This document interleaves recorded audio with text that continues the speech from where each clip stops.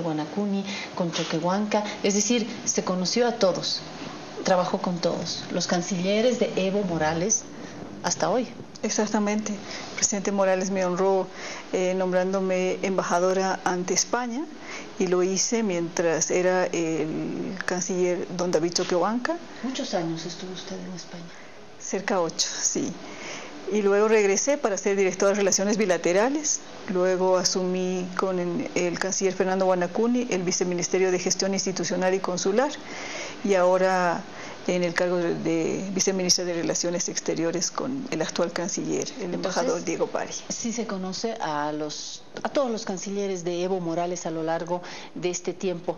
No le voy a preguntar cuál le gusta más, porque entiendo que es una pregunta muy delicada para quien trabaja en la Cancillería, pero sí le voy a preguntar cuál es el factor común, al margen de con quién trabaja mejor, en tanto que canciller. ¿Cuál es el factor común en la Cancillería? ¿Evo Morales pone realmente un sello personal en la política exterior, más que en otros países?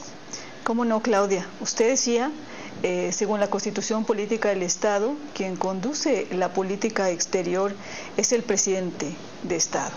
Sin embargo, esto adquiere otra dimensión en la persona del presidente Evo Morales Ayma, el primer presidente indígena de nuestra historia, que asume el país salvando las profundas crisis por las que atravesamos, ni bien arribamos a este siglo en nuestra historia, un país que llegó a ser calificado de inviable, de fallido por algunos académicos del ámbito internacional, un país que incluso llegó a plantear la escisión de su territorio y que las grandes mayorías de la población boliviana reclamaba cambios profundos en la estructura del Estado porque se sentía excluida, entre ellos los pueblos indígenas originarios, los campesinos y también, por qué no decir, las mujeres. Entonces, él asume en esas condiciones el gran reto de dirigir a Bolivia. Se hacen grandes transformaciones internas que en principio llaman la atención a la comunidad internacional. ¿Qué estaba pasando en Bolivia? ¿Por qué se había convocado a una asamblea constituyente? ¿Por qué grandes transformaciones en el ámbito económico, en el ámbito social? Y que hoy en día estamos cosechando resultados que aquellos mismos que no confiaban en principio en lo que se estaba emprendiendo en el inicio del camino, hoy certifican como un modelo exitoso. En esta primera parte le interrumpo porque me gustaría ya tomar un primer elemento de lo que usted estaba describiendo, lo indígena. Y estoy uniendo a lo primero que usted confirmaba también, y es la presencia de 3 indígenas en la Cancillería, en la cabeza de la Cancillería. Tenemos a Choquehuanca, Guanacuni y Pari. Hay un componente indígena, creo que no es casual, será uno de las primeras señales que quiere dar Evo Morales, porque va alternando de perfiles en otros ministerios, pero acá es la cara indígena. ¿Por qué será? Pues no es casual, ¿no? Exactamente, tiene un fundamento que el propio presidente ha explicado. Entre tanto, él sea presidente del Estado plurinacional, el rostro que tiene que proyectarse hacia afuera con una simbología sustantiva de lo que ha sido el proceso político y social en Bolivia, tiene que estar a cargo de un representante que provenga de estos pueblos indígenas. ¿Y por qué? Ahora mismo nuestra política exterior tiene unos sellos de identidad que se nutren de la cosmovisión, de la filosofía de los pueblos indígenas. Por ejemplo, este paradigma que Bolivia ha posicionado a nivel mundial, que es del vivir bien. Un paradigma que busca la armonía en las relaciones entre las personas, entre los colectivos, las sociedades, pero también entre el ser humano y la naturaleza. Esto explica por qué Bolivia, en el inicio de su etapa de liderazgo ya hacia afuera, una vez habiendo hecho transformaciones internas, en coherencia con esta política, ejerce un liderazgo a nivel internacional, conduce iniciativas muy importantes que Naciones Unidas las ha adoptado incluso por unanimidad. De esta manera podemos mencionar los derechos de la Madre Tierra, la declaración de un día destinado a conmemorar, a recordar el valor que tiene la Madre Tierra en la humanidad, en el universo. Los derechos de los pueblos indígenas en los que hemos sido muy proactivos, el tema referido a los recursos naturales. No olvidemos que Bolivia propuso al Sistema de Naciones Unidas la adopción de resoluciones tales como aquella que declara al agua y al saneamiento como derecho humano que debe estar en el ámbito público y cuyo acceso universal debe garantizarse a las personas. Entonces, este es el marco filosófico, conceptual, en el que nuestra política internacional tiene su base, su sustento. Pero quisiera contraponer, poner en canastas diferentes lo colectivo y el sello individual. Usted habla de lo indígena, de no solamente los derechos indígenas, sino que ciertas matrices en lo indígena, que de hecho ya es injusto porque no hay lo indígena como una sola categoría. Solo en Bolivia tenemos varios pueblos indígenas, por lo tanto, caminos históricos, culturales diferentes, sellos diferentes también como colectividades indígenas, sin hablar del mestizaje, del que todos y todas somos fruto. ¿Está esto colectivo? Estas visiones colectivas indígenas, me atrevería a decir mestizas también, por un lado, y por otro lado está el sello de Evo Morales, como indígena, pero como Evo Morales Ayma también. Vuelvo otra vez para entender cuál es la lógica y cuáles son las grandes apuestas de nuestra diplomacia en estos últimos años. Mire, yo le decía, el presidente Morales ha generado, a partir de que asume la presidencia, gran expectativa por la conducción de un país en las condiciones que yo hacía referencia al principio. Y no era natural que Bolivia tenga un presidente que provenga de unas clases sociales excluidas, que provenga de unos sectores, al contrario, incluso no solo marginados, sino que habían sufrido la represión un momento dado de la fuerza pública. Y es un presidente indígena que tampoco tiene acceso, como siempre se solía pensar hasta entonces, que deberían de llegar a la presidencia personas o ilustradas o instruidas en las mejores universidades de Bolivia y del mundo. El presidente Morales llega siendo coherente con un grupo social al cual representa, poniéndole su sello particular y asumiendo grandes desafíos en beneficio de todos y todas las bolivianas, haciendo que la política que él desarrolla se vaya escribiendo a partir de los actores, quienes somos los bolivianos y las bolivianas, determinando una nueva constitución política del Estado que hace que se normalice la relación de todos quienes vivimos en este territorio, cualquiera sea nuestra condición de origen, de género, de procedencia, de instrucción, de color de piel, de religión. Nuestra constitución política del Estado y el presidente han impreso una característica que hoy podemos, de la cual nos preciamos, que es la pluralidad. La pluralidad, digo, en todos los sentidos, en el ámbito político, en el ejercicio incluso de las confesiones de fe, una pluralidad que va teniendo muy buenos resultados en el ámbito económico, y hacia afuera es más altamente valorado que sea alguien como el presidente Morales, un indígena, el que haya llevado a Bolivia a estos niveles incluso de conocimiento que antes no se tenía. ¿Por qué más valorado? Por lo que digo, por el carácter, por el origen que él tiene, por la forma en que desarrolla la política, porque tiene una manera de gobernar consultando a los sectores sociales, porque tiene una forma de hacer gestión pública que privilegia el bien común, pero que toma en cuenta en la pluralidad a la que también hacía referencia a todos los sectores de la población boliviana. En la anterior pregunta yo le decía, Carmen, porque hay quienes dicen que usted es muy cercana al presidente y la intención era un poquito que nos comparta este sello de persona, el sello de Evo Morales. Ahora le diría más bien, viceministra, ¿cuál es la estrategia? Ahora sí, la estrategia diplomática. ¿Cuál es la apuesta? No había entendido en esa dimensión. Si usted me pregunta en lo personal, Claudia, evidentemente he de procurar ser objetiva. Sin embargo, tengo que decirle que yo guardo por el presidente Morales el mayor de los respetos, el mayor de los afectos y una gratitud por la confianza que él ha otorgado a personas que quieren al país, que son comprometidas con ella en el desarrollo de importantes labores que, por ejemplo, es mi caso.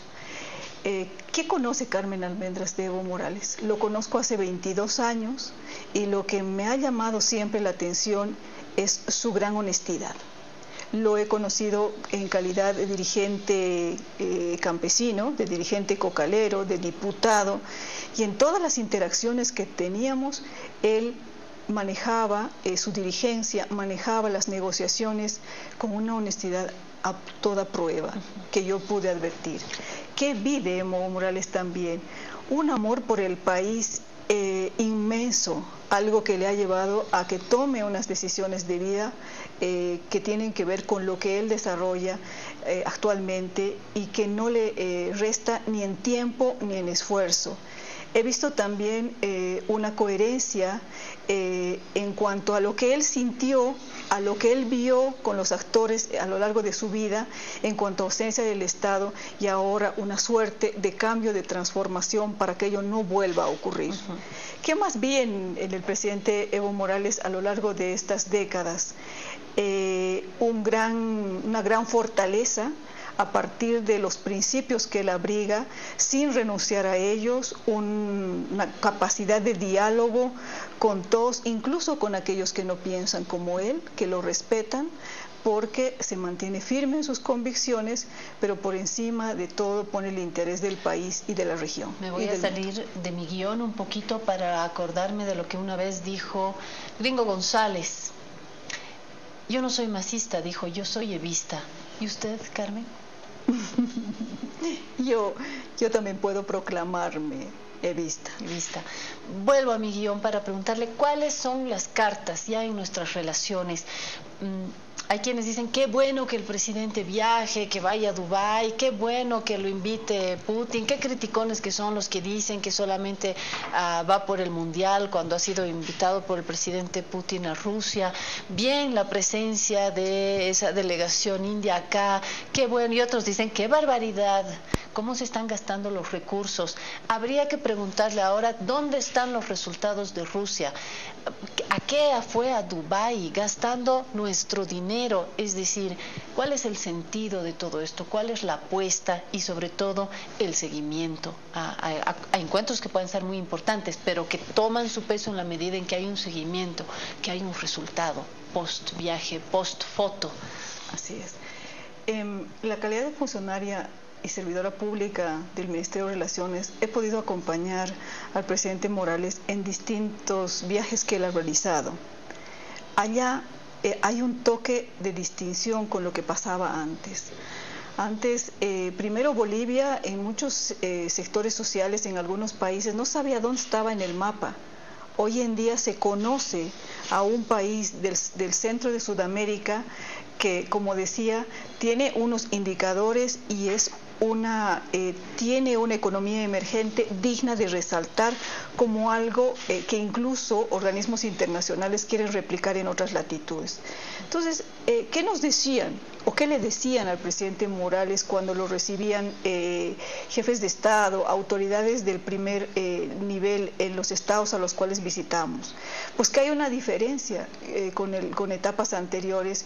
Cuando Bolivia, las autoridades iban o recurrían a través de su diplomacia a buscar cooperación a fondo perdido, que iban y buscaban suplir el déficit fiscal con donaciones, que iban incluso a pedir el favor a estos gobernantes para que no haya convulsión social porque no se podían efectivizar los derechos de los trabajadores. Hoy en día Bolivia sale al exterior con una dinámica distinta, va demostrando que es una tierra de oportunidades. Bolivia es un país que hoy ofrece al mundo entero oportunidades. ¿Por qué digo esto? Porque tenemos inmensa cantidad de recursos naturales, nuestras reservas son importantes en la región, tenemos minerales, tenemos un gran territorio agrícola, tenemos ganadería, tenemos bosque, madera certificada, que bien trabajada es un insumo importante. Todavía tenemos minerales, el litio, en fin. Entonces, vamos primero mostrándonos al mundo con las potencialidades que tenemos. En segundo lugar, vamos y generamos interés de los estados para que complementen los esfuerzos públicos del país en la siguiente fase, que es la de industrialización. Exacto. Ahí voy y le corto, porque sin duda la intención es, yo creo que nos une a todos y todas en el país, todo lo que acaba de decir. Sin embargo, después del 2006, 7, 8, 9, 10, 11, 12, 13, 14, 15, 16, 17, 18, 19... son varios años. La pregunta es, en esta estrategia, en esta iniciativa, en este espíritu, ¿cuánto se ha logrado? Otra vez, hay quien dice que no hemos empezado con la industrialización, que estamos para la foto, que hay buenas intenciones, pero ¿cuánto hemos logrado realmente en la estrategia hacia afuera, de la frontera hacia afuera? ¿Podríamos hablar de fases concluidas después de varios años ya? Sin lugar a dudas. Un país poco articulado hasta el 2005, hoy día ha construido muchísimas carreteras, y ahí hay inversión privada interna e inversión externa, haciendo que nuestro país se integre vialmente, con todos los efectos que esto implica. De tener unos cuantos aeropuertos, ahora podemos gozar de muchos de ellos. ¿Qué significa conectividad aérea? Cada vez más empresas aéreas de los países manifiestan su interés de querer venir a Bolivia, de ampliar sus frecuencias. Lo han hecho en Turquía, yo recién he estado en Panamá, hay otros aerolíneas de Europa que quieren llegar. Conectividad a través de hidrovías. Estamos haciendo ya gestiones concretas, hay inversión clara y tangible en puertos alternativos como el de Hilo, aquellos que salen por la hidrovía Paraguay-Paraná, Puerto Buch. Transformación de materias primas, ya estamos en distintas fases de transformación de litio, de esta nuestra reserva tan importante, y que la industria de automovilismo, por ejemplo, en el mundo ha puesto sus ojos en ella, llegando a tener socios serios como Alemania. Alemania es un país de Europa que no se va a asentar en un lugar que no le ofrezca oportunidades, que haya estabilidad social, que vea en proyección a sus ganancias, seguridad jurídica también. La hay, porque hubo mucho debate sobre la falta de seguridad jurídica. Usted afirma que hoy tenemos una plataforma interesante para los ojos. Exactamente. Al respecto, hemos pasado distintas fases de nuestro modelo económico. Una etapa era necesaria, como la nacionalización, la recuperación de la soberanía sobre los recursos estratégicos del país. Nos dijeron en ese entonces, van a huir las empresas, no va a haber inversión, Bolivia se va a aislar. Y no fue así.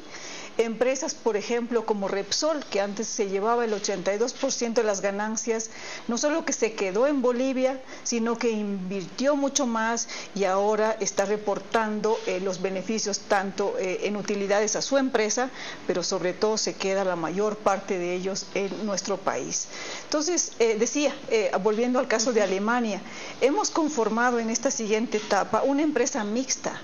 Bolivia, el Estado boliviano sigue teniendo mayoría accionaria, pero es capital fresco extranjero el que viene y que apuesta por la transformación de nuestros recursos naturales para generarle valor agregado y exportar. Entonces, Claudia, su pregunta, estos son los ejemplos concretos de lo que se ha ido haciendo en las negociaciones en el exterior, de la diplomacia que ha ido y ha generado expectativa, que atrae inversiones y que luego aquí los sectores sociales lo concretan en la política pública del área. Eso genera movimiento, genera empleo, en definitiva proyecta a mayor grado el desarrollo de Bolivia. Me dicen que nos quedan 6 minutos, quiero aprovechar su presencia. Vámonos a los países vecinos, y lo voy a poner más difícil, vámonos a los países vecinos con gobiernos de derecha. Muchos representantes diplomáticos, gente que conoce el tema, dice qué pragmático que es Evo Morales, porque claro, tiene un discurso antiimperialista, pero a la hora de los chiches está jugando fútbol con Macri, está con el presidente argentino, está aquí, allá. ¿Cómo nos va en nuestras relaciones con los gobiernos de la región y de derecha? Bueno, en principio quisiera hacer un paréntesis. Bolivia está muy activa en las relaciones bilaterales, pero también en el multilateralismo, ya haciendo una defensa grande sobre los principios que rigen al derecho internacional y haciendo que esa pauta sea también la que refleja en las relaciones con los países, sean vecinos o de otras latitudes, que es el respeto a su soberanía, la no intromisión en asuntos internos, el relacionamiento en base a la complementariedad de los países. Eso rige como regla común a todos los estados con los cuales nosotros nos relacionamos. Un indicador ahí importante es el de las visitas bilaterales, de los marcos de cooperación, de los instrumentos bilaterales suscritos. Y ahí, Claudia, tenemos igual números contrastables, empíricamente verificables, de que nuestra diplomacia ha sido productiva. Eso se replica también en la región, sin perder de vista los principios que orientan a la política exterior, que fomenta el presidente Morales, sin perder la coherencia con lo que postula a nivel internacional e interno. Bolivia no ha de dejar de estar en ningún foro regional, no ha de dejar de tener relaciones con ningún país, al contrario. Yo recuerdo algunas visitas aquí a La Paz, que en las conferencias de prensa iniciaban y decían: es posible que nuestros países no siempre estén de acuerdo, que tengamos algunas diferencias ideológicas, pero si de algo hemos de estar de acuerdo entre el presidente Morales, lo decía alguna otra autoridad que visitó, es que vamos a velar por el beneficio de nuestros pueblos y nos vamos a integrar. Así, por ejemplo, hemos abierto relaciones con muchos países a los cuales no llegábamos, otros con los que no tenemos mucho entendimiento en el ámbito político, hoy están reforzándose en acuerdos comerciales, en acuerdos de extensión de visas. Europa nos ve con buenos ojos en ese sentido. De hecho, aprovecho para decir que ya no necesitamos visa para ir a México, ¿verdad? Todavía falta un pasito, Claudia, sí, falta un poquito, que es la suscripción de un acuerdo que ya está concluido en la fase de negociación, y a partir de entonces vamos a dar la gran y buena noticia de que los bolivianos y bolivianas podemos viajar a este país sin esos requisitos que a veces son tan... Esa es la buena. Vamos a la mala. ¿Cómo estamos con Estados Unidos? ¿Cuál es el futuro de nuestra relación con Estados Unidos? Yo creo que esa pregunta la respondió el presidente Morales. Actualmente, con la administración del presidente Trump, tenemos diferencias, tenemos distancias en el enfoque multilateral, en el relacionamiento bilateral. Lo dijo el presidente Morales en la última sesión del Consejo de Seguridad. No se puede decir que se respeta los derechos humanos si un país unilateralmente, por ejemplo, se sale del Pacto Mundial de Migración, se sale de los acuerdos de París con el tema de cambio climático, desconoce los avances de los convenios en materia de educación, de niñez, como lo ha hecho la administración del presidente Trump, o impone a un país la voluntad de intervenir, de presionar, de bloquear, sin que deje la autodeterminación de los pueblos conducir los destinos de las crisis que pueden provocarse en nuestra región. Entonces, eso lo ha manifestado. Sin embargo, otra vez digo, las relaciones bilaterales van de la mano del interés de los bolivianos y bolivianas. Tenemos acuerdos en el ámbito de cooperación, de comercio complementario, que siguen beneficiando a las iniciativas privadas, a los empresarios de nuestro país. ¿Y qué nos dice esta petición de la oposición al Senado de Estados Unidos? Le decía que lo que rige a las relaciones bilaterales y multilaterales de Bolivia es el respeto a los estados, a la autodeterminación, a la no injerencia. Y en ese marco Bolivia no ha de permitir, no puede aceptar que otro país se involucre en los asuntos que los y las bolivianas tenemos que decidir. Hace tiempo dejamos, hace unos 15, 16 años, dejamos de ser vulnerables en ese ámbito. Bolivia recobró voz propia, Claudia. Bolivia recobró pensamiento propio, y siempre lo digo en mis intervenciones, sobre todo dignidad.